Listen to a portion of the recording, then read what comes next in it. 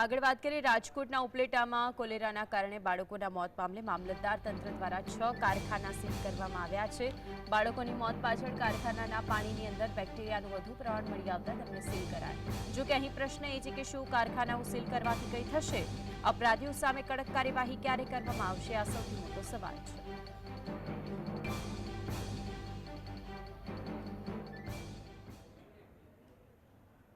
आज अंगे વધુ માહિતી માટે સંવાદદાતા કાનભાઈ જોડાઈ ગયા છે। કાનભાઈ, જે રીતે કારખાનાને સીલ કરવામાં આવ્યા છે ત્યારે સવાલ ઘણા બધા ઉઠે છે કે શા માટે કારખાનાને સીલ મારીને સંતોષ મનાય છે? કામગીરી થઈ રહી છે કે કેમ, તે સૌથી મોટો સવાલ। રાજકોટ જિલ્લાના ઉપલેટામાં કોલેરાના કારણે બાળકોના મોતનો મામલો સામે આવ્યો હતો। જિલ્લા તંત્ર આવ્યો હરકત પર મામલતદાર દ્વારા 6 કારખાના સીલ કરવામાં આવ્યા છે। કોલેરા કેસો પાછળની પ્રાથમિક કારણ કારખાના સામે આવતા પાણીની અંદર બેક્ટેરિયાનું વધુ પ્રમાણ મળી આવ્યું છે। કારખાનામાં લગભગ 45 જેટલા કેસો સામે આવી રહી છે। ઉપલેટા વિસ્તારમાં ક્યાં કારખાના સીલ થયા છે?